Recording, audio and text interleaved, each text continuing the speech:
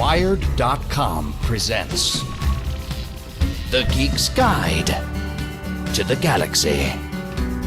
And here are your hosts, John Joseph Adams and David Barr Kirtley. Hi, this is Dave. And this is John. And welcome to episode 73 of Geek's Guide to the Galaxy. Our guest today is Cory Doctorow. He serves as the co-editor of Boing Boing, one of the internet's most popular blogs, and is a prominent activist in favor of liberalizing copyright laws. His novels include Down and Out in the Magic Kingdom, Little Brother, and For the Win. His latest novel, Pirate Cinema, is about a group of tech-savvy young runaways who attempt to take on the entertainment industry. Then stick around after the interview as we discuss sex and science fiction with guest geek Laura G. Duncan. Alright, so let's get to our interview. Alright, so we're here with Cory Doctorow. Welcome to the show. Thank you very much. Okay, so first of all, everyone just wants us to ask you what you think of Disney acquiring Lucasfilm. I'm kind of bummed about it. It just seems to me that we've entered this kind of winner-take-all world where things that are a little bit successful become very successful and then become mega successes and then merge with all the other mega successes. I don't know. It feels like the finance industry or something to me, and it seems like it's somehow intimately related to it. This seems like a finance-driven decision rather than an artistic-driven decision or a creative decision. One of the things that freaks me out is that any publicly traded corporation that acquires an asset for $4 billion is going to be as risk-averse as possible about that asset. You know, not to say that, Lucas was a real risk-taker, but I think that Disney has always been at its best when it took risks, and that one of the downsides to the increasingly high stakes associated with each individual project, the businesses may have always been high stakes businesses, but now every project is a high stakes project, is that they're super risk averse. They kind of always end up acting like dicks. That seems like a universal outcome of having billions of dollars at stake, is that anytime anyone suggests doing anything that might have a bad outcome, your risk management people and your lawyers come along and say, no, you are absolutely obliged to act like a total asshole to these people, just in case it turns out that they might cost you money down the road because there's so much at stake here. It just feels like something that is just going to be about making sequels to sequels to sequels to adaptations to sequels, as opposed to inventing new cool stuff. Someone on our Twitter was pointing out that Disney now owns Star Wars, Pixar, Marvel, and all the Disney stuff. It's sort of the collective happy childhood memories of several generations, actually. Yeah, I'm less worried about that. I'm actually totally non-precious about that. I mean, your memories are your memories, and I'm totally unsympathetic to people who say that having seen the crappy prequels to Star Wars, that their enjoyment of the first three have gone down. To me, the thing that actually reduced my enjoyment of Star Wars and the two sequels was just watching them as an adult instead of a kid. And I realized that a lot of the things that I thought of as really interesting and great were either cliches or that they had a superficial appeal that the more you thought about them, the dumber they got. I'm more bothered about the fact that if you look at Disney's pattern of acquisitions, they're acting like Procter & Gamble. They're acting like a packaged goods company, in fact, less innovative than a packaged goods company. Like, basically, their whole thing is about amassing huge amounts of capital, putting them into brands, that is to say, things that already have understood audiences and understood profiles, and then doing as little as possible to kind of upset the apple cart. In fact, I think they're more likely to try and keep all of those things intact and to not ever upset or worry the people who grew up on them, because basically their whole idea is to maximize the amount of revenue they can get from you by continuing to spin out infinite variations on the theme of whatever it was you liked last time. It seems like, going back to Down Out in the Magic Kingdom, you've had sort of a love-hate relationship with Disney. Is any of that love still there, or is it all pretty much... Oh, yeah, absolutely. I always say with Disney, I love the sin and I hate the sinner. They produce some amazing media, and the media that they produce that I really love, as you will have gathered if you've read the two novels that I wrote and the novella that are really about Disney parks, Down and Out in the Magic Kingdom, Makers, and There's a Great Big Beautiful Tomorrow.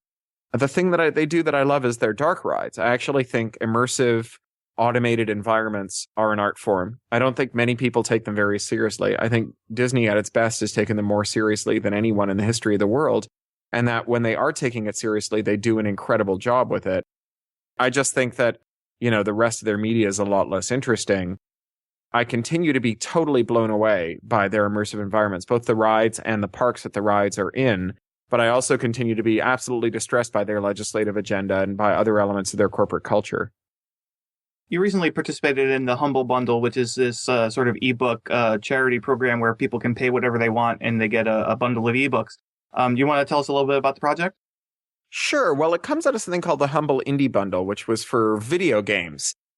When they started in 2010, there was a group of independent video game developers who thought, if we get some of our friends together and we put together a bundle of about 6 video games without any DRM, and we say to people, you come and you name your own price, and you can also use a slider to designate some or all of the money that you give to charity. And then we'll add some game-like mechanics to the way that the pricing model works. So for example, we'll have a leaderboard of the top spenders. We'll show you how people are spending by operating system. We'll break that down in real time so you can really see like how Team Mac is performing against Team Linux and maybe feel some team fellowship there and bid up your team, which I think worked pretty well. And we'll also reserve some of the video games for people who give more than the average, which of course will continually drive the average up. And the first one of those in 2010 did 1.25 million in the first week. They're 2-week-long promotions and closed a little over 1.5 million. By the time they hit number 7 in 2012, the most recent one, they did 4.5 million in the first week and closed nearly $5 million. And that's pretty amazing. I mean, that's just unheard of for games that fundamentally, a decade ago, we'd have called them shareware games. And to pull in $5 million for half a dozen shareware games in a couple of weeks, unheard of and just amazing. And they trade on a bunch of things. One is the bundle's reputation for excellence. Part of it is the charitable dimension. People do like raising money for charity. And some of it is this game-like mechanic for pricing. So they came to me because they had done a bunch of fundraising. One of their nominated charities was one that I've been very closely related to and that I used to, in fact, work for, a group called the Electronic Frontier Foundation, which is a civil rights group. They're kind of like the ACLU of the internet. And EFF had been the beneficiary of a lot of donations from Humble Bundle, so much so that one of EFF's employees actually left to go work for Humble. And he happened to be one of my former students, Richard Esguerra. He went to Humble and they started talking about ebooks, and he got in touch with me and said, would you be interested in helping us do an ebook one? And I said, of course. So I volunteered for them, and I put them together with a bunch of authors and agents, and we filled out a really amazing bundle. And actually, one of the things that I find sad but hopeful is that some of the best works that we had chosen for the bundle and that authors and agents had agreed to, the publishers vetoed, because only Tor of all the big 6 publishers would allow us to put their books in the bundle. Everyone else said without DRM, they couldn't let us do it. And that meant that, we had authors who were multiple New York Times #1 bestsellers whose books we couldn't use even though they wanted them in there. I've since heard from some of those writers that they've gone back to their publishers and said, no more book contracts with you until you let me get a piece of the millions of dollars that are sitting out there waiting for me. If only I'm willing to sell my books in the way that my audience wants to read them without DRM. And since, of course, DRM doesn't stop piracy because all the DRM is broken, it doesn't make any sense to me. It seems to me like this is a purely ideological decision. And yet this ideology is anything but harmless. It's costing me potentially hundreds of thousands of dollars. And so I think that the subsequent bundles are going to be even better. We ended up raising just about $1.25 million, which is a little less, but not bad, relative to the first of the Humble Indie bundles. And I really hope that we'll follow in their trajectory and that we'll head up towards those same dizzying $5 million heights within a couple of years. And, I'd be happy to continue to curate these bundles for the gang. I had a great time doing it. So do you see this sort of model as kind of the future for content distribution, or is it only going to work in these sort of specific circumstances? There's part of the indie bundle that's part of the de facto working of all digital content distribution today, which is that everybody today is already naming their price for digital media, in that it takes the same number of clicks to pirate media as it does to buy it. That's a recurring motif among people who want to buy things, is that the buying process is very cumbersome. For example, for audiobooks, you either have to have an account with Audible or you need to download Overdrive. No one will just sort of shut up and take your money, right? Like, give me your credit card number, I'll give you an MP3. In this world, everybody is already naming their price. The only two prices they're now allowed to name are full retail and zero. Nobody's allowed to name a price in between there. And so I think one of the insights of the Humble Bundle is that there actually is a pool of people who would like to name a price halfway in between or somewhere in between.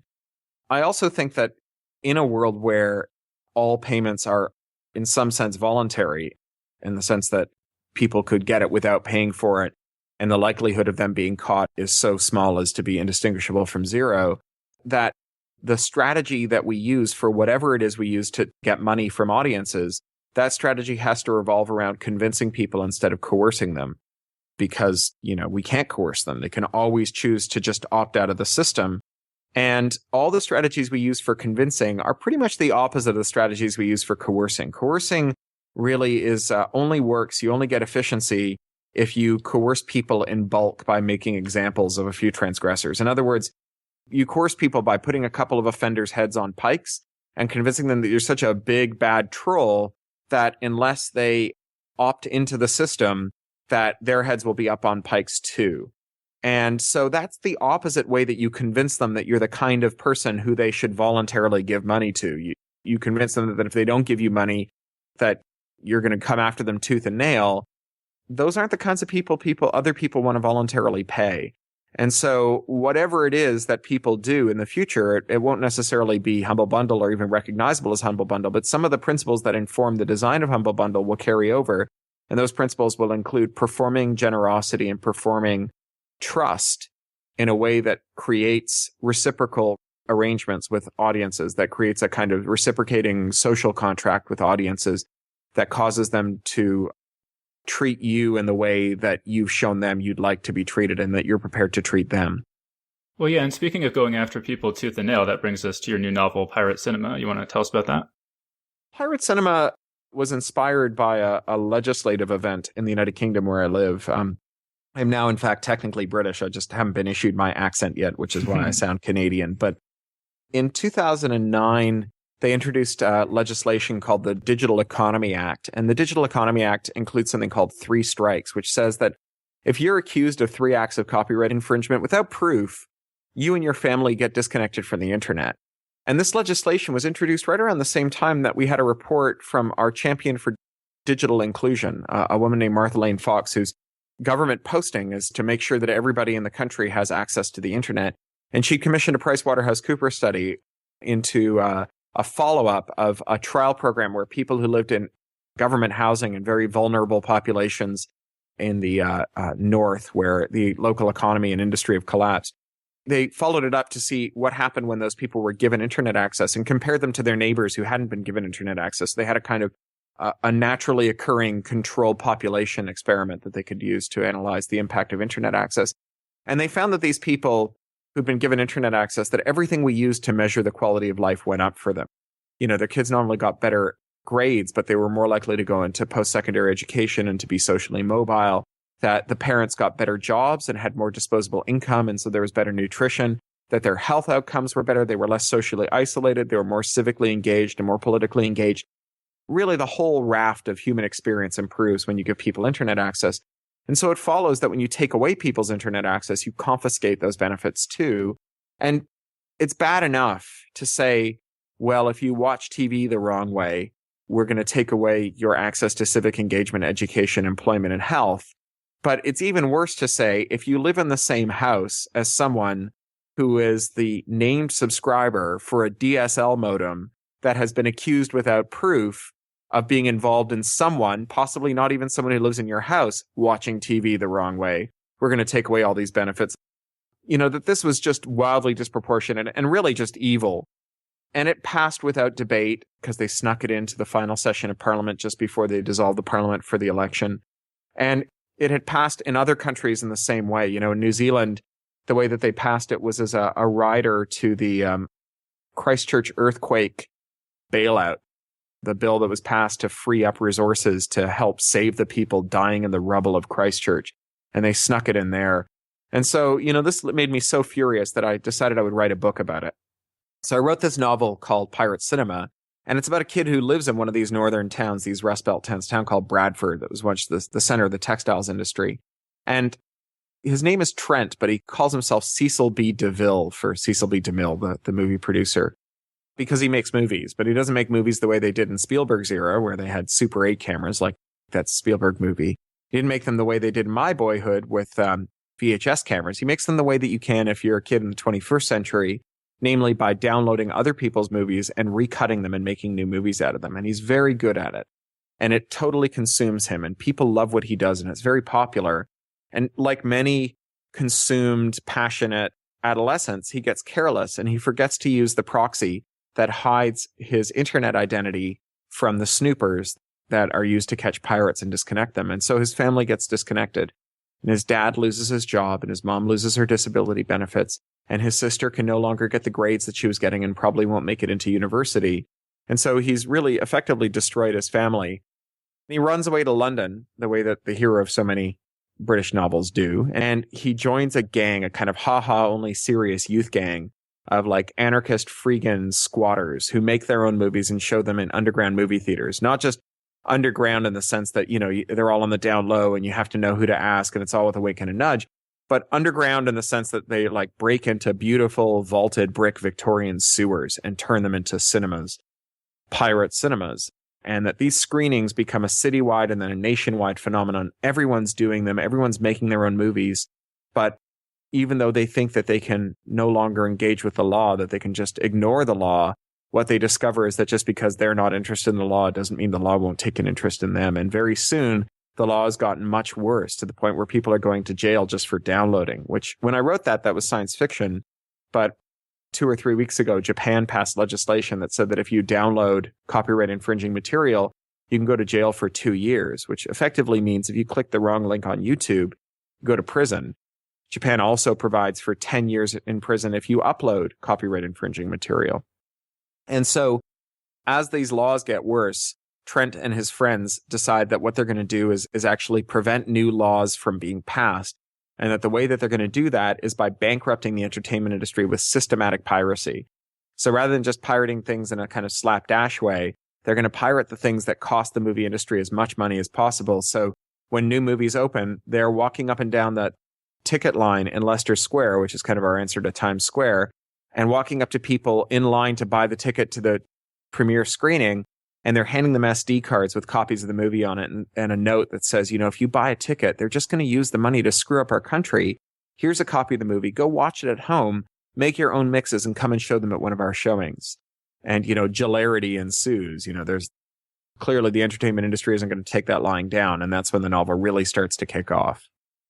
And I understand that these underground showings are an actual phenomenon and you attended some of them. Could you talk about that?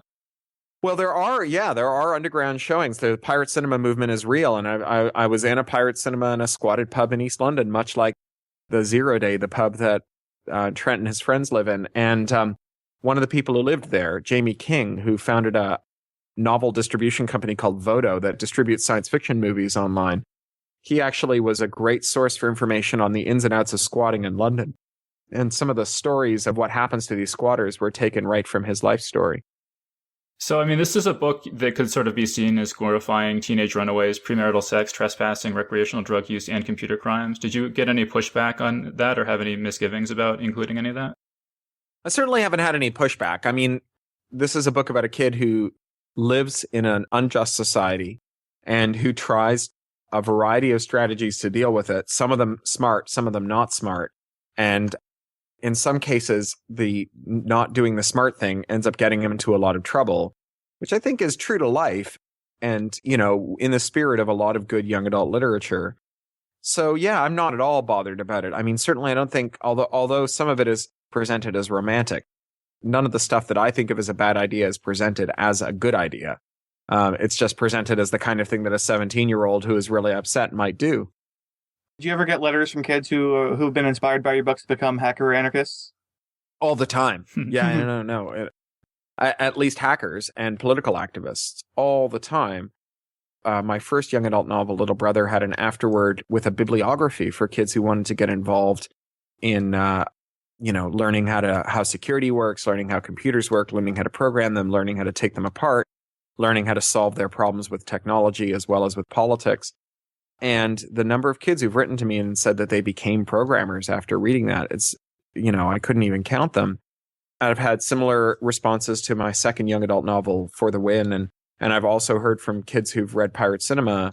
In fact, we published an editorial by one of them on Boing Boing, an anonymous reader who makes her own movies out of Japanese anime, and who talked about what drives her and how the book resonated with her.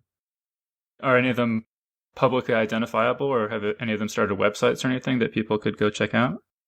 For Little Brother, if you go to the craphound.com/littlebrother and just click on the remixes tab, there's a whole ton of these that I've collected over the years. So in Pirate Cinema, the protagonist Trent writes, quote, "I realized that the press always asked the same question, so I just flopped down on the sofa with my laptop and my headset and take the call. While Jem fed me so much jet fuel, it was a race to see whether I could finish the interview before I attained liftoff and sailed into gabbling, babbling coffee orbit." Is that how you actually do interviews? A little bit. I mean, my friend Steve Gould, who wrote the novel Jumper, which became the not very good movie Jumper, went on the press tour when the movie came out. And he said, the reason it's called a press tour is because it's like being pressed between two boards. And it is true that most of the questions are the same. And I don't mind answering them because I find that talking about the stuff helps me think it through. It's a productive task for me. I do actually really dislike writing out the same answers over and over again. For some reason, typing the same block of text twice feels remarkably wasteful in a way that saying the same thing twice doesn't. Maybe because if you say it lots, it gets better because you can inflect it better and you can practice it. Whereas if you type the same thing over and over again, I don't think you get better at it. I mean, maybe you get better at typing, but you don't get better at expressing the underlying ideas. So I've often thought that what I might do for the so-called email interviews, which I just hate, I hate the kind of, well, I've just got a few quick questions for you. And the quick questions are questions that are quick to type, but not quick to respond to. Like, what is art? What is virtue? How should the world be governed? I mean, that is a very quick question, right? But not necessarily a quick question to answer. I've often thought that what I might do is take all of the questions I've been asked before in writing and just make them on a public page. And whenever anyone asks to email interview me, say, you may ask me, say, 2 questions that aren't in this list. You can use this list as much as you'd like. You can ask me 2 more, but with the understanding that as soon as I answer them for you, I'm going to add them to that page. Because it just seems to me that a lot of email interviews, the real underlying pitch is, will you write me 5 short essays that I can publish under my byline? Well, in what you just described, that's what Trent does in the novel. So yeah. So if it's a good idea in real life, it's a good idea to beta test in fiction. So you just wrapped up your book tour. Do you have any funny stories from the tour that you want to share? I'm trying to think of any particularly funny stories. I mean, I've had funny road stories before. I got interviewed once when I was on tour with For the Win. I was in San Francisco and I had an interview scheduled at 5 a.m. with a British newspaper. My friend Alex Krotowski was writing for The Independent in London.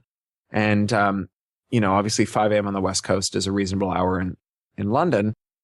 I'd had room service bring up breakfast and I had to get dressed while I was talking to her because I had to get out of the hotel right after we were done and go to the airport.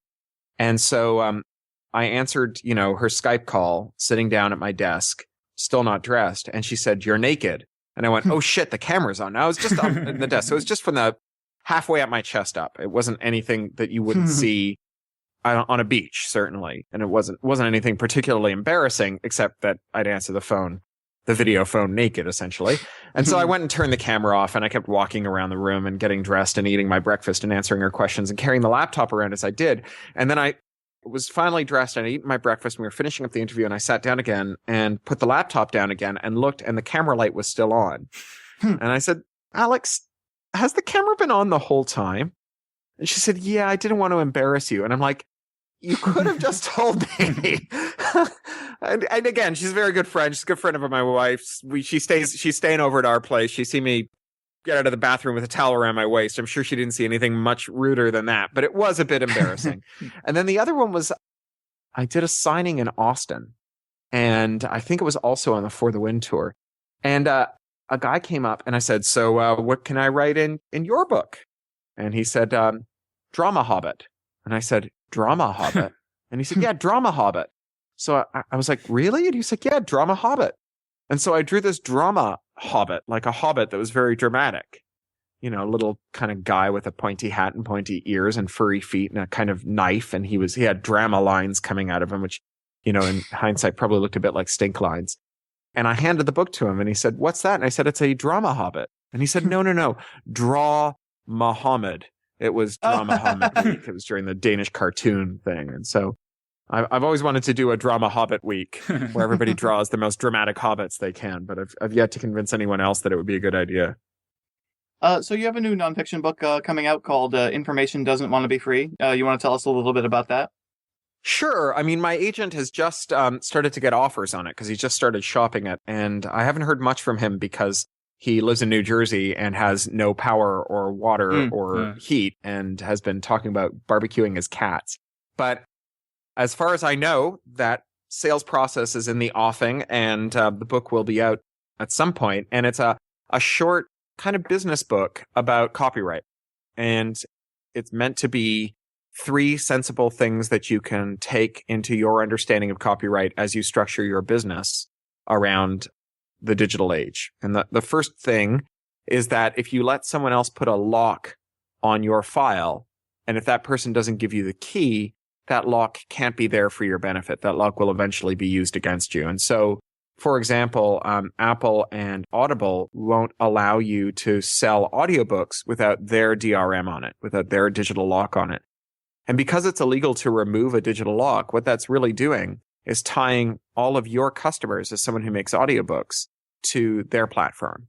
And so if later on someone has a better platform, what you are doing is guessing or hoping or betting that all the people who've ever bought your audiobooks in the old platform follow you to the new one, even though it means either maintaining 2 separate management tools to manage their library or throwing away all the old audiobooks, including the ones you sold them. So as someone who invests in making this media, if you're a publisher or a studio or a newspaper or a record label, you really need to focus on making sure that you're not handing control over your business to a company who doesn't really contribute to the business. They just put locks on it. The next piece of advice is that although fame won't make you rich, you can't get rich in the arts without fame. That on the one hand, there are lots of people whose works have been widely downloaded and who didn't make any money from it. But all the people who made money in the arts made money by being widely known to their audiences. And that the internet allows us to have all kinds of paths to have our work discovered and shared among audiences and promoted within those audiences. It's still up to us to figure out how to turn that into money. But without the fame, you don't even have the opportunity to do that.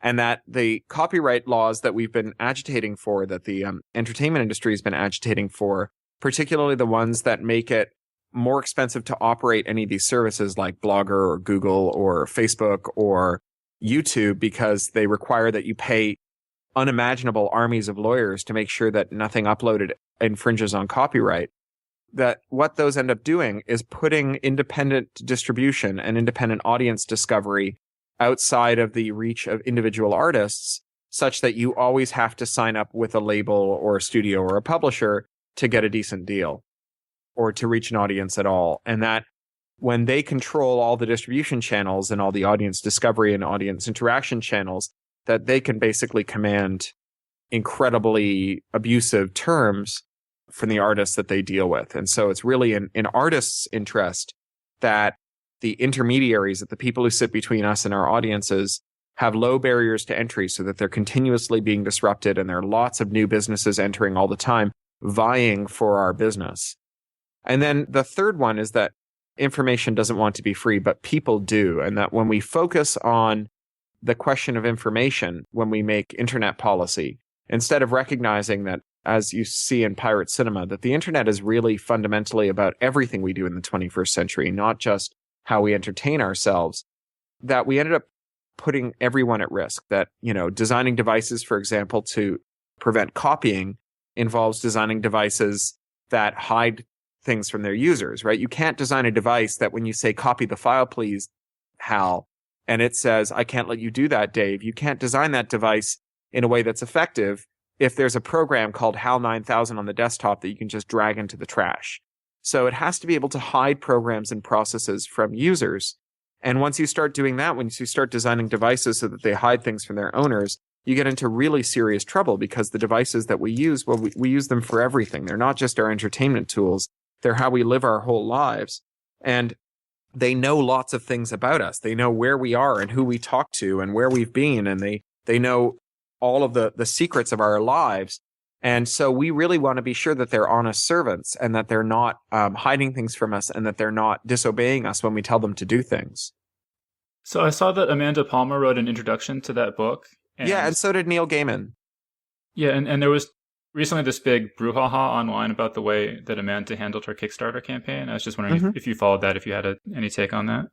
Yeah, I was on tour when that happened. I have to say that I didn't really understand the brouhaha particularly.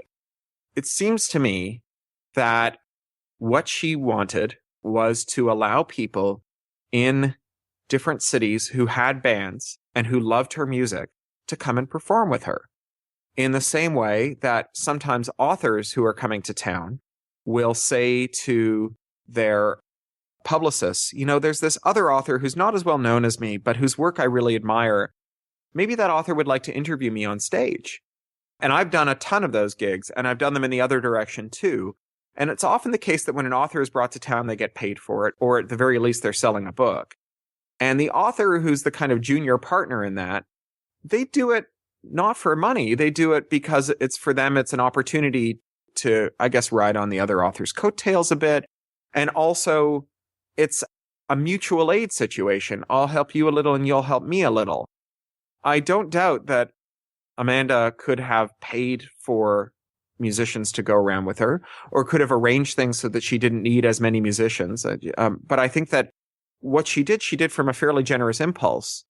And that the people who complained about how she was organizing that part of her business weren't the people who she was nominally exploiting. It wasn't like there were people who showed up to perform with Amanda Palmer, went backstage afterwards, saw her, lying in a bathtub full of $100 bills, and went, "Oh my God, I've been robbed."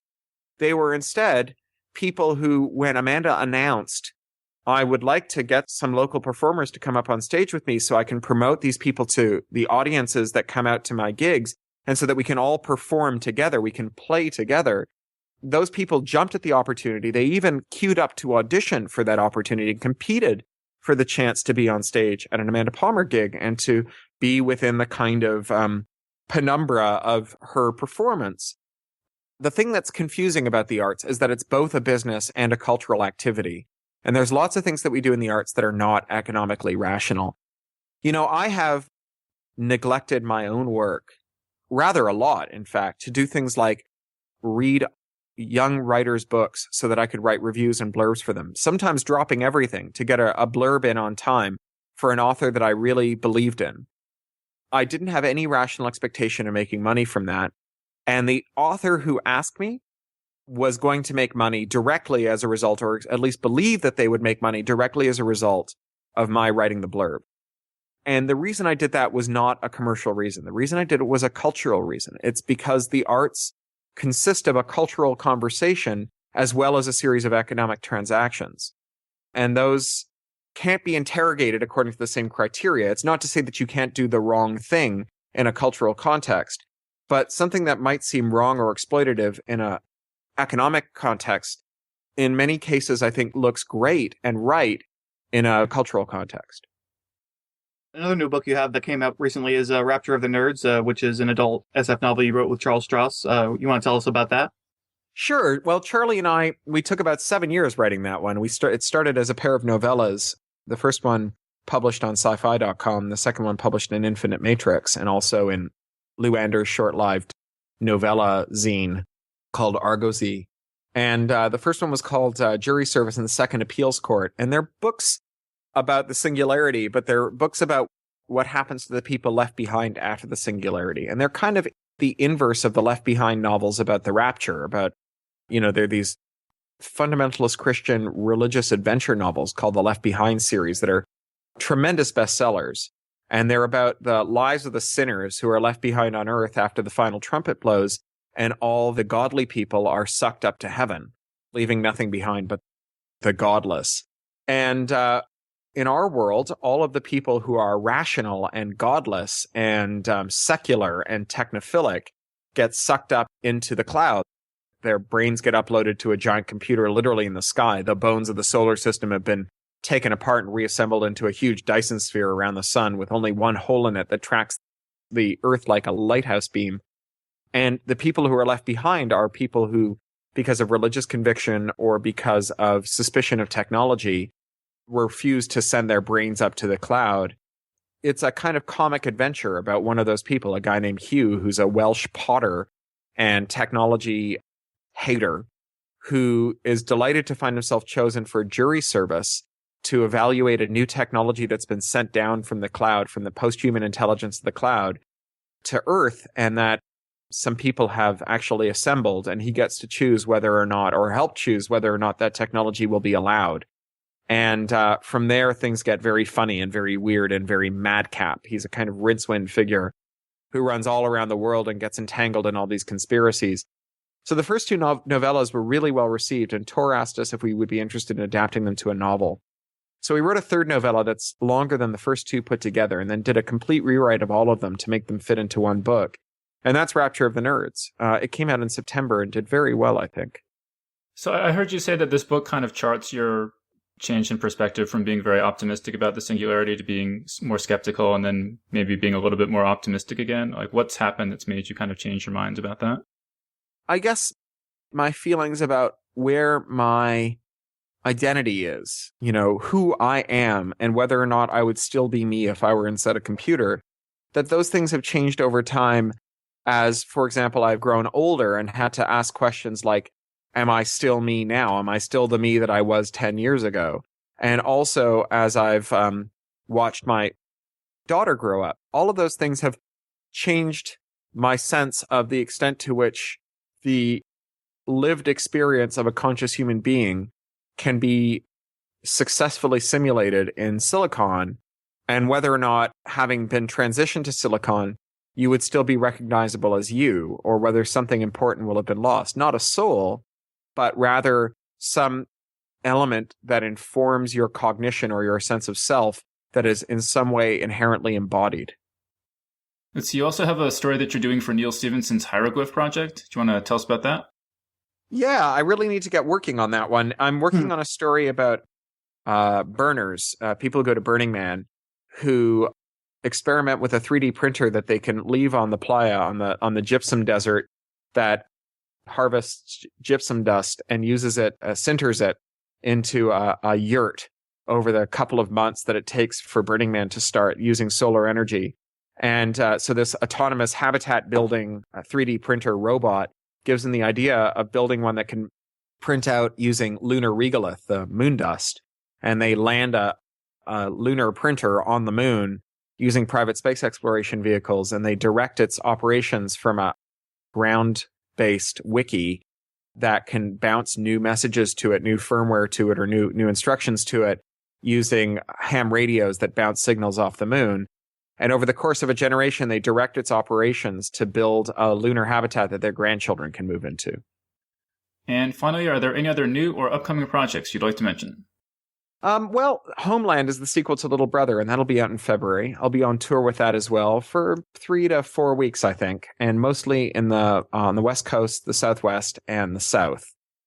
Those of people who followed my tour this time around will know that I stuck to the Northeast a lot. I actually got the last plane out of Boston before the hurricane hit, and my publicist and publisher have said, we're going to try and keep you in warm places that are unlikely to have extreme weather events during the next tour, because the last thing you want to do when you're on these tightly scheduled tours is to get snowed in.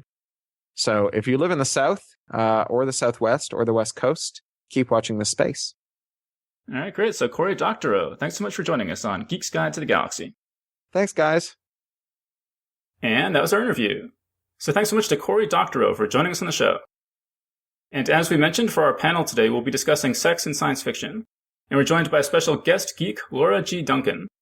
She holds a degree in medical anthropology with a focus on sexual health. Her talk, Hey, Where's My Robot Girlfriend?, has been covered by Time Out New York, The Village Voice, and New York Magazine. She'll also be a featured speaker at this year's South by Southwest, discussing sexual technologies and what medicine might be able to learn from sex robots. So, Laura, welcome to the show. Hi, guys. Thank you so much for having me. And I think we're going to start out and just talk about some examples of people having sex with robots from science fiction that are prominent or kind of stick in our minds. The first thing that kind of comes to mind for me is Isaac Asimov's robot novel, The Naked Sun.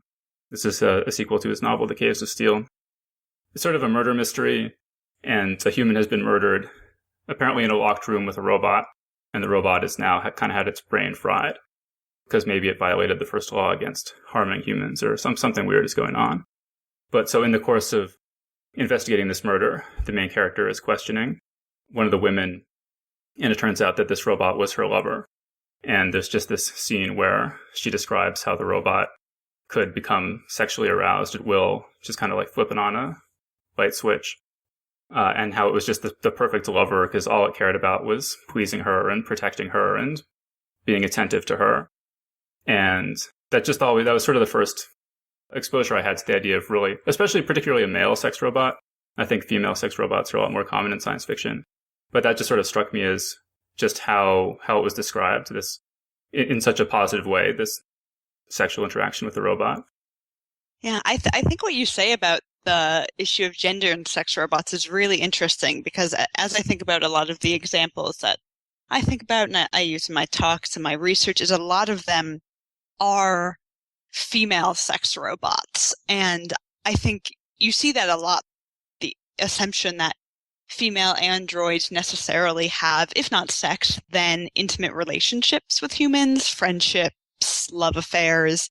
And that's more rare in male representations of robots. But one of the big ones is Data and Tasha Yar, of course, from Star Trek The Next Generation. I think one of the interesting examples of that is that Data, though very obviously a robot and his robotic nature is a huge plot point on the show, is actually incredibly human-like. He's indistinguishable from a real human in many ways.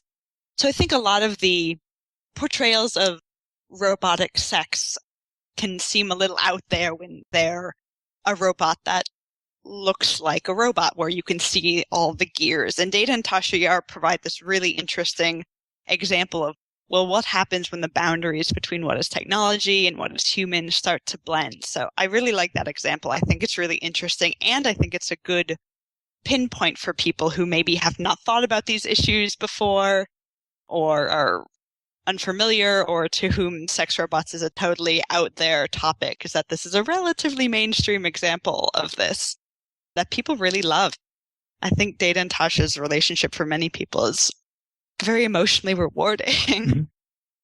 There actually are like tons of science fiction stories about sex bots. I mean, Charles Strauss's recent novel, Saturn's Children, it's about a sex bot. One of the things that's sort of a recurring theme in the sex bot story in science fiction is the reformed sex bot. There's these androids that are created with the purpose of being sex bots, but then at some point, they sort of achieve their freedom through whatever means, and then so now they're an android that was built for sex, but then now they've become something else. I actually published a story by Kat Rambo called Long Enough and Just So Long, which is about a reformed sex bot. Not to say that being interested in sex means you have to be reformed, but no longer former. Let's just say former sex bot. Yeah.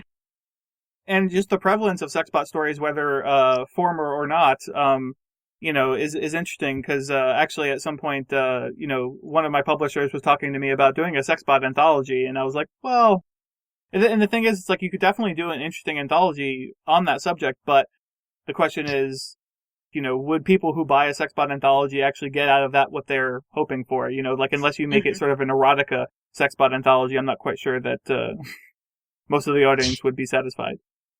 This fascination with robots often comes out about robots sort of enacting very strong emotional states. So it seems like what people are either interested in or scared of, they're scared of the murderous robot or the soldier robot, and they're scared of or interested in the sex bot. It was striking me, Laura, when you actually showed that clip of Data and Tashiar in your talk, and it was striking me how nervous Data seems and how human he seems. And it seems, and I agree that, yeah, that there's this tendency to just make sex robots basically just people, rather than sort of just like a vibrator that's shaped like a human being. And that we're I think a long way off from strong AI, actually self-aware robots. So we're going to go through, I think, a very long period where the robots are basically just machines. So I think, that's really what we should be focusing on first, is just how are people going to relate to these machines that they have sex with that aren't conscious or have any feelings or anything like that. There's a story I read years ago, and I don't know if it was ever published because it didn't quite work, but it was really interesting. And the whole idea was, once we were capable of making sex bots, someone would try to corner the sort of pedophile market and, make sex bots designed for them. On the one hand, it's sort of abhorrent to even think about, but on the other hand, well, if you're going to make a sex bot to fulfill this need that this subset of the population has, at least they're not going to be then hurting children. They would be taking out their urges on a robot instead. But if you sort of further extrapolate on the idea, I think it'd be interesting in terms of using them for rehabilitation of all other sorts of things.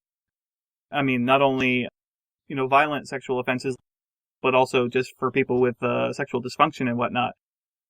It seems like there's a resistance to the idea of having sex with robots that I run into a lot. The example that sticks in my mind the most is when I was a kid, I was talking to some friends about Westworld, which actually I've never seen, but the way they were described, it's sort of like it's Michael Crichton, it's sort of like Jurassic Park, except with a Western theme rather than dinosaurs. But I guess there are sort of like bordello prostitute robots that tourists can have sex with. And one of my friends said, I would never have sex with a robot. Like, how do you know it's not just going to chop your dick off? It struck me just as silly at the time, because I'm like, presumably that's a sort of design flaw that would be ironed out in the prototype stage. Yeah, I think that brings up a good point. No one wants to be the beta tester. That's the lesson we can take away from this. I think that's really true. A lot of people who come to my talks, and these are the people who talk to me afterward, definitely seem to come because it's this sort of wild thought for them that they could never imagine. And I'm a little bit in that same camp too, that I don't know if you presented me with a sex robot tomorrow, how I would feel about it. I think there's a couple things going on here. One of the biggest things, I think, is that robots inherently have trouble with variability. That's sort of the big sticking point with robots. Necessarily, they are programmed to do a specific amount of things in response to a specific amount of situations. So vulnerability, improvisation, those are not things that robots are especially good at. And I think you see that a lot in science fiction. There's, a lot of plots are moved forward because the robot can't complete this task that they weren't programmed for, or suddenly encounters a scenario that's outside of their programming. And I think variability is something that people tend to really consider valuable in sex, not having that sort of not knowing what a partner's going to do next, not knowing how the responses are going to go, having that ability to improvise. So I think that's one thing why people may have trouble imagining what it would be like to have sex with a robot. That kind of makes me think of the movie The Lawnmower Man, which is not about sex robots, but it's sort of about VR mediated sex. And there's this scene where the characters, they put on these bodysuits and visors and things, and they go inside the computer and they have sex inside the computer, and then their avatars kind of melt into each other. And it's portrayed as being just this transcendent sexual experience. It's like better than any sex you could ever have. I don't remember Lawnmower Man that well, but that brings to mind, to me, Strange Days. That has this technology that you can sort of record your thoughts or something like that. But then some people figure out a way to use it to sort of transfer the thoughts from one person to another. And so you could actually have sex with a person while you're, and you have sort of a feedback loop going. So you can sort of achieve that same sort of thing that you're talking about, like in Lawnmower Man, where you end up having an ideal experience because, you're getting the feedback from your partner. Well, actually, in Jonathan Letham's first novel, Gun with Occasional Music, you can have these implants put in that sort of reverse your sexual experience. So you experience, so if you're a man, you experience female sexual experiences and vice versa. And the main character, he had done this with his girlfriend, and then she had dumped him and left. And so he still has her like sexual responses. But I think that raises the issue. If you can manipulate the pleasure centers of your brain with that much sophistication, I think it raises the issue of whether sex becomes obsolete entirely. There's this story by Larry Niven called Death by Ecstasy. And in that, you can just have sort of shunts put into the pleasure centers of your brain and then just plug yourself into a wall outlet and just experience any level of pleasure, just dial any level of pleasure you want. And the main character, at the beginning of the story, he finds out one of his friends has ostensibly committed suicide, but he suspects that it was murder. But it turns out that if you just plug someone into the wall against their will and leave them like that for long enough, at that point, they're kind of addicted to it and they can't summon up the willpower to unplug themselves and they'll just starve to death. That actually kind of seems like a real danger, like, once any kind of technology like this does become possible. Because, if you can just sort of mentally decide to have an orgasm or whatever, it's like, that's a dangerous thing. It's sort of the same thing even with just like the idea of a sex bot or whatever. Like if you have access to that as like a teenager or something, like it's going to make it even harder for you to actually learn how to have healthy actual sexual relationships or even just emotional relationships. Because if you grow up and when you first have sexual urges and you can just, sort of enact them with a robot, that's going to hamper your ability to actually interact with real people later on. Yeah, and I do think a lot of these stories, especially that we've just been talking about, provide a really great example of the ways in which science fiction stories, in imagining either future worlds or new technologies, they're really providing a mirror onto our current society and our current anxieties about sex and reproduction, like virtual reality sex. In Demolition Man, they actually very explicitly say that it was created as a response to the disease rate, that it was just too dangerous to have sort of physical connections through sex anymore because of the levels of disease, which is something, that's a very contemporary common concern about sexuality. And when you're talking about the Death by Ecstasy story, that sounded to me, the moment I was thinking about that, is all of the debates that are going on, and this is my personal research interest, but about genetic engineering in medicine, especially around sexual enhancement. So I think we're at a point right now in a lot of our technologies where we've moved away from using technology to normalize bodies and experiences, saying, well, your arm is broken and now it's not broken anymore. So that's normalization, into optimization, which is, well, your arm is not broken and we've put this implant in your brain that provides you with endless pleasure. So you already have things like the recreational use of mental performance enhancing drugs is hugely common. And that's an everyday use of optimization technologies, Viagra, that, like we were talking about before, Viagra is something that I think people would have said, oh, that sounds like science fiction, and is something that's become incredibly common. And when I've been doing this research, it's one of the things that interests me is disparities, in that we already have this big digital divide in our world that once you get into, especially sexual optimization, is that are we going to move from a world where the disparities are sort of some people are sick and some people can afford to use technologies to be healthy, to some people are sick and some people have a bionic genitals. I was just thinking this brought up the Forever War. One of the most interesting things for me in that book, and maybe this just shows what my bias is the fact that they portray like a state-sanctioned homosexuality as a response to like a rising birth rate. Yeah, actually, that reminds me too of Robert J. Sawyer has a series. It's called the Neanderthal Parallax series, but the first book's called Hominids, and so it's basically this world where Neanderthals had not died out and humanity had never actually arisen to become the dominant species. And so in the Neanderthal society, they actually end up using state-enforced homosexuality as a way to control the population as well. Basically, it's like they do have female partners as well, but they don't live with them when they're ovulating or whatever, when they could get pregnant. But then they also have a male partner, so they sort of have a male and female partner, and they just live with them part of the time as a way to control population. One of the things I always have really liked about science fiction is how you do get these completely different portrayals of what sexual mores might be like in the future. And I think there's been a strong presumption among most science fiction writers that I've read that sexual mores will continue to be more liberal, usually vastly more liberal, into the future, and that polyamory, will become commonplace, etc. There was just a story I read by Jeffrey Landis called "The Sultan of the Clouds," where it's just normal on Venus. It's just normal for all relationships to be triad relationships, where each of the partners is 20 years younger. And when the elder member of the triad dies, you induct a younger one. And you sort of have three people cycling through all the time. I don't know if this says something good or bad about me, but listening to that story, I was like, man, sounds like my last relationship. And I do think a lot of, in terms of the future of our society, is that there's a lot of discussion of these sort of new, especially around technology, about where are we going, what does the future hold, and people utilizing science fiction to try and sort of maybe run practice tests about what would a society look like if it embraced these kind of sexual values as opposed to our current ones.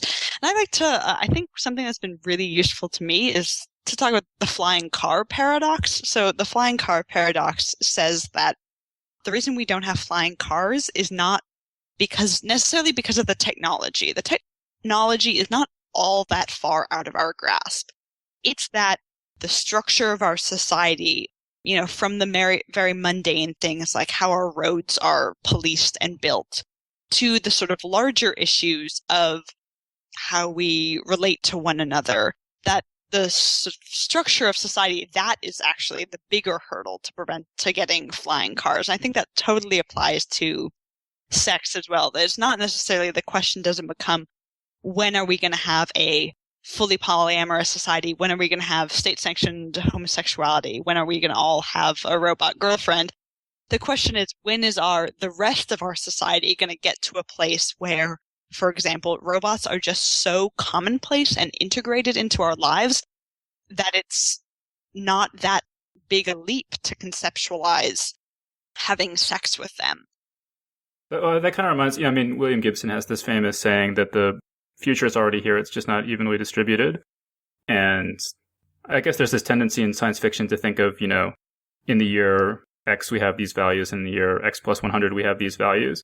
But of course, there's this whole spectrum of values today, from very, what I would consider very retrograde attitudes to much more progressive attitudes. And that, I think it's important to keep in mind that moving into the future, there's likely still going to be that range. The median, say, may shift, but it's not like every society has a uniformity of values.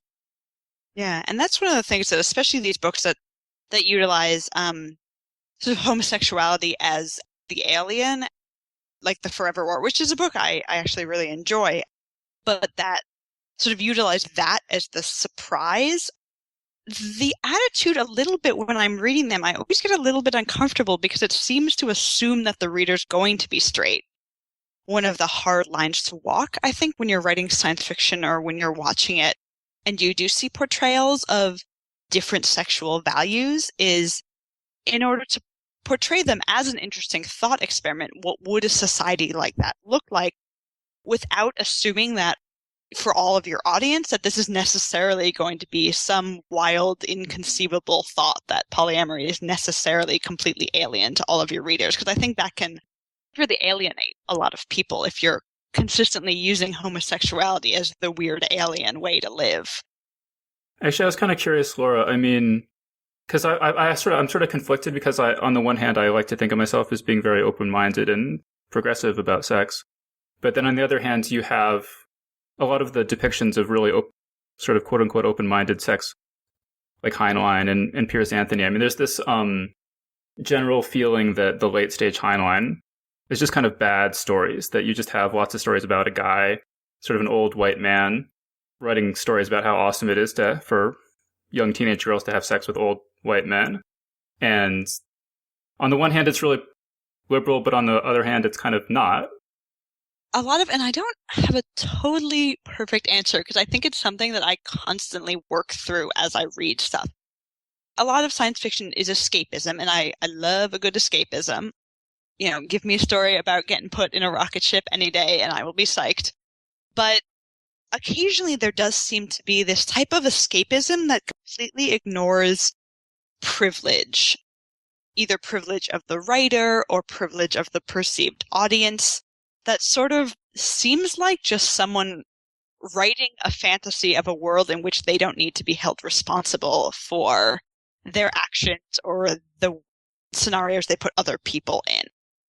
I'm more interested in sort of the stories that really explore how these new sexual worlds happen. And I think that the classic one is Margaret Atwood's The Handmaid's Tale, that could very easily have been a story written from the point of view of the head of the household, who not only has a wife that provides all of the sort of domestic social needs, but also has a handmaid that provides the reproductive capacity. I could very easily see that be written as a story from that head of the household's point of view that I would have really not enjoyed. But instead, because it's written from the perspective of the sort of downtrodden class, that's written from the handmaid's perspective, it becomes, I think, a much more interesting and well-rounded story. And so I think that's sort of the line that cuts through for me when people are imagining these new sort of uber progressive sexual worlds is, do they take this sort of 360 view of the society, or is it just sort of a God view of one person talking about how amazing it is for them in their privileged position to have access to all of this incredible sex? Those I just don't find, besides being problematic, I just don't find to be very interesting stories. I wanted to go back to something John said, because he was saying that, you know, if, say, teenage boys had unrestricted access to sex bots, that would sort of stunt their maturity. I'm sort of skeptical of that premise. It seems to me that if you had a sex robot who could sort of teach you about sex and teach you how to put on a condom and all this stuff, I see more upsides to downsides. Well, I think you're assuming a very sophisticated sex robot. I mean, I think it depends entirely on the sophistication of the robot. Like if it's an android, like if it's like a data level android, you know, maybe what you're saying is right. I'm thinking more like something more in the near future that would be possible to have, that would be more like a sort of animated real doll or something, you know, something that could sort of give some, you know, not just be laying there, but have some sort of activity to it, but is effectively a real doll. You know, it's like, I mean, I guess you can sort of just even imagine, you know, having a teenager have access to a real doll and imagine what that could do to their development. Well, Laura, do you have any, I guess real dolls right now I think are so expensive and rare. I don't know how much data there is on it, but do you have any sense of how the sort of sex robots, such as they are, that exist right now are affecting people? Actually, should we say briefly what the hell real dolls are? It's just for people. We're just assuming a level of perversion on our audience. No, okay, yeah, I mean, a real doll is a thing that exists right now, which is basically a doll that you have sex with. It looks very much like a real person. It's very, you know, it's I don't know exactly what it's made out of, kind of a sort of plastic, and it's much more lifelike than a blow-up doll or whatever else would have existed 10 years ago, whatever. So real dolls are, you're right, that they're extremely expensive. They tend to run a couple $1,000s. I think most of them, at least the most popular company, makes them with sort of steel skeletons with a silicone skin. I feel bad for all of your readers who had not heard this conversation and currently just Googled real doll in Google image search at work. So sorry about that, guys.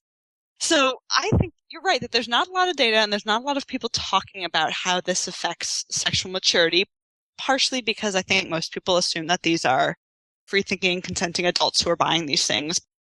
I tend to fall on the side of, and this may just be me personally, I see people getting swept up in sort of panics about, you know, you hear this a lot, what are vibrators doing to the children of our nation and what is pornography doing to people? And it tends to, a lot of that I think does tend to come from sort of a very moralistic sex panic side of things.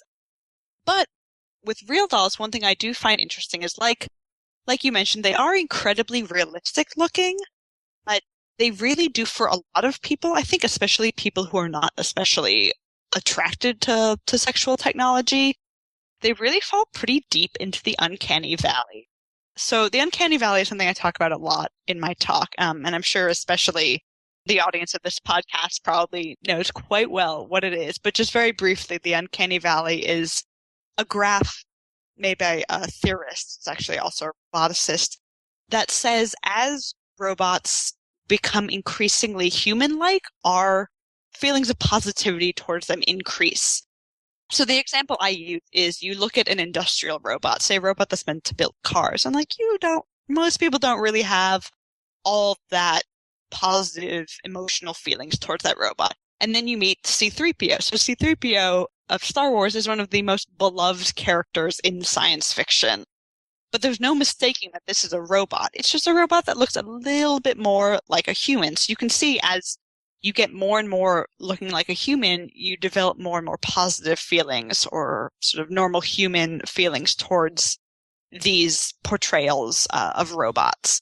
The uncanny valley is between sort of a C-3PO-esque robot and a fully fledged human, is this dip in sort of the positive feelings towards these representations, which is when something is so close to looking human, but just not quite. The uncanny valley says that just not quite human actually provokes this feeling of revulsion or creepiness in a lot of viewers. And that's really what roboticists are working on right now, is really perfecting human movements. But the interesting thing about the uncanny valley is in many ways the sexual technology projects have to contend less with it, because I think arousal is a really strong emotion and people can overlook a whole lot in the guise of wanting, whether this be companionship or, you have all these stories about people who have been fooled by chatbots and who have, gotten a girlfriend who they talk to all the time, but she just lives in Russia. No big deal. I've never seen her. It's actually a chatbot, and people really do develop these feelings. I think it's because the desire for intimacy, the desire for sex, a lot of times can sort of leap us over the uncanny valley. Sometimes the reason that people are uncomfortable with this is a lot of the portrayals of sexual technology projects and sex robots are incredibly servile. And that's for a couple of reasons. I do think it has to do with, the connection of servile sexuality to idealized notions of femininity and all of that. But I also think it has to do almost maybe more so with the fact that a lot of these projects are commercial projects. So you want to build a robot and to sell a robot that's going to provide for its owners every whim and cater to all of their sexual needs. You very rarely see representations of sex robots where people are like, man, I really want my sex robot to call me out when I'm being an idiot and challenge me intellectually. You just really rarely see that. And I think it's because of the commercial issue. Companies and people imagining these projects just don't want to have someone spend thousands of dollars on a sex robot only to have this robot that has, incredible intelligence and amazing sexual skills get bored with their human partner and get up and walk out one day. I'm kind of curious, going back to something John said earlier, do you have any sense of, say you have people who have just really totally socially unacceptable sexual proclivities, say violence or whatever. If you were to provide them with a robot that they could enact that upon, would that make it less likely or more likely or not make any difference about whether they would then go on to do that to actual human beings? Is there any sort of social science research that's relevant to that? That's an incredibly hard question, and part of me hesitates to even answer it because I probably am completely unqualified to do so. There has been work done on pornography viewing and this whole ideology about, does viewing pornography make people more likely to do the things they see in it? And I think generally most of the studies that have been, done well and have good, rigorous methodology have basically said that it's a case-by-case thing. It's if you're the kind of person who maybe would want to enact these things in real life anyways, that perhaps enacting them with a robot or watching representations of them might sort of inspire you. But they said a lot of people actually that these are emotional desires, that they're not totally conscious of where they're coming from, and that enacting them in real life has never been an interest. And for those people, it actually has no effect. You know, you can have sex with 1 trillion robots, and that will have no effect on what happens in the real world. I mean, it seems like if you were to just introduce sex robots into society as it is now, that a lot of people would be like, no, that's cheating. You know, your partner says, no, you're cheating on me if you're, you know, using a sex robot. But I could see that change, you know, as they just become normalized, that people just look at it as another household appliance, sort of, you know, like, and the analogy I would draw is that, like, cooking together as a family, I think lacked a lot of romance when you have to do that or you're going to starve to death. Whereas when the microwave comes along, then I think there's a lot more romance to preparing a special meal together, because you can choose whether to do it or not. And by analogy with sex, if one person's just not in the mood, you know, if one person, if neither partner is dependent on their partner for sex, then the choice to have sex together is more of a free choice and therefore more valuable in a way. It is also an awesome thought experiment to think about, well, what if someone just airdropped a whole bunch of sex robots into our current society?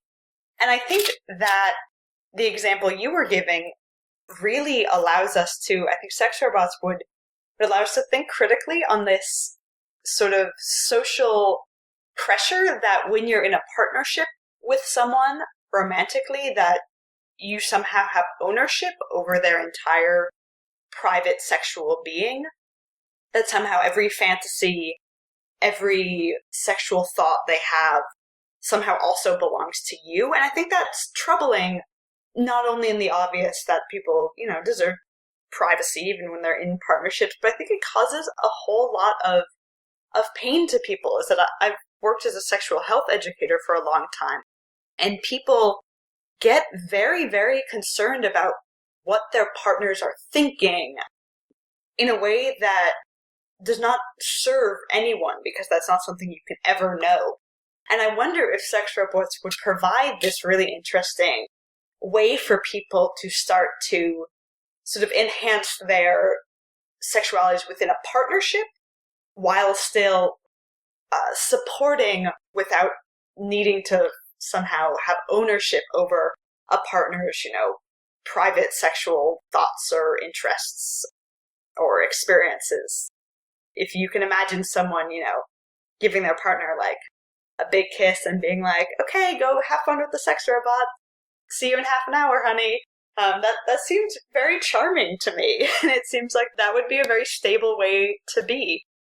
It seems like it might complicate that concept that we all have to be everything to our partners all the time, constantly. Yeah, I mean, you know, I could definitely see partners who are open-minded being able to use something like a sex bot to like really experiment and you know, do different kinds of things that you would probably never try otherwise. Like, you know, if you had to actually bring in a third person to do it, whether it's for homosexual experimentation or whatever, or you know, even, or if it's just to have that third person there. But the idea of having a robot where, you know, you and your partner that you're in a relationship with, you can have this third person there, you know, quote unquote person, you know, that could open up a lot of possibilities for actually strengthening the relationship, because it's something that you could do together. But I definitely can see it being causing lots of problems, and not everyone's going to be open to, you know, either that or having their partner, you know, engaging with something like that solo. And I mean, because I mean, you could think about how many partners are not okay with their partner, like even looking at porn when they're in a relationship. So, I guess one thing I want to bring up is that I think, you know, when you imagine a sex robot, you sort of imagine a really good-looking human being, right? Because I think that's what most people would be interested in. But there are people who have very odd sexual dispositions. And I mean, there was just, I don't know if you guys saw this news story. There was this guy who was arrested this year for the 4th time for publicly masturbating with a teddy bear. And there was also this woman who's sexually attracted to amusement park rides, and she like married her favorite amusement park ride, and like kind of orgasms when she rides it. And it's one thing if your partner, if the sex bot around the house is a human-shaped thing, but, you know, how are people going to respond if your partner's sex bot is a teddy bear or a monster truck or who even knows, you know? I think that's really interesting. And something I talk a lot about in my talk is that, especially within science fiction, I think especially within science fiction movies and television, just because they're a more visual medium, there's this assumption that I think a lot of people feel this way in general, that sex robots are sort of this wild, futuristic topic, and people like to talk about it because it's sort of exploding our concepts of sexual values and how our society operates.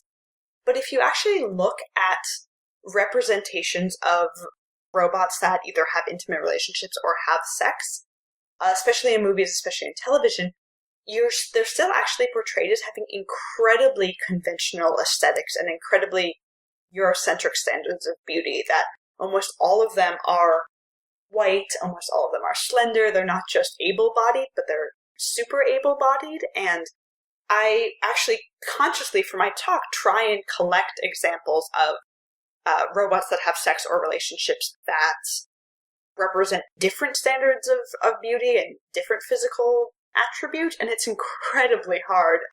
You also get almost all of, like we mentioned before, almost all female representations of robots are portrayed as having sex or relationship, and very few male representations of robots are. And you also get more diversity with male representations of robots. You have more robots that are older, that are different races.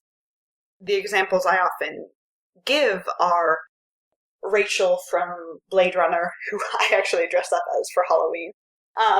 And you have her, you have number 6, the Cylon from the new Battlestar Galactica, who basically, you know, are supermodels.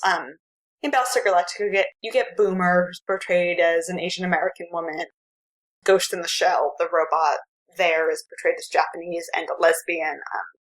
There's one episode of Torchwood, the Doctor Who spin-off, in which there's a African-American cyber woman who's Yanto's girlfriend. But so it's sort of, the exceptions make the rule. And I always think that it's sort of a failure on the part of science fiction writers and creators and viewers that in creating a sex robot, what you're necessarily doing is you're not hemmed in by all of these biological and evolutionary constraints that have been put on the human body. You know, you could give it 1 trillion arms, and it could have 5 legs, and it could have polka dotted skin, and you still get constantly sex robots that look like European supermodels. So I think that would be really interesting if people started exploring what would people really choose to have their sex robots look like. I mean, I think like set a scene of watching people shop for their sex robot. There was this Rachel Swirsky story called Eros, Philia, Agape, and there's a memorable scene in there where it's about a woman who constructs a male partner for herself. And there's a scene where there's just all the legs and penises and arms and torsos and things all just hanging in this workshop. And she, you know, goes around picking the different pieces she wants. And just the way it's described is just very, very vivid. It's kind of what you're talking about there. All right, so then just the last thing I wanted to mention was there's this really amazingly good story called Day Million by Frederick Pohl about a society in the unimaginably far future. And it starts out and it says, you know, this is a story about a boy, except the boy wasn't really a boy. He was a robot. And it sort of goes on from there. And then there's a girl, but she wasn't really a girl. She was kind of a wizard. And there's all this stuff, but it's essentially a love story where these two people meet and they kind of like each other. And so they just exchange essentially kind of VR simulacra of each other.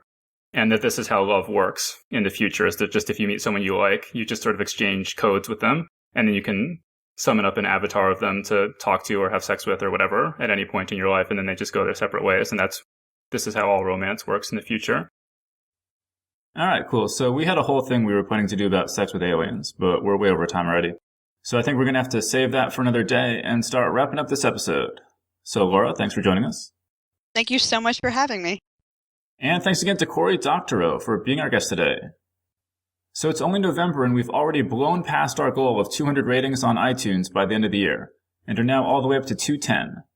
Big thanks to everyone who's rated us lately, and especially to those who've written us 5-star reviews, including KW Reed, Batman 2200, Restaurant of the Mind Books, Amy Peaky, John Klima, Preston Zeller, B to the C, Matt Simon, A. Michaels, Melsar93, and Ozilla.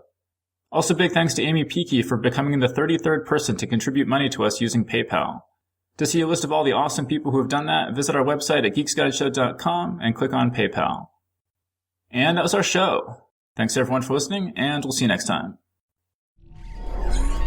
The Geek's Guide to the Galaxy is a production of Wired.com. For more information about the show, visit geeksguideshow.com.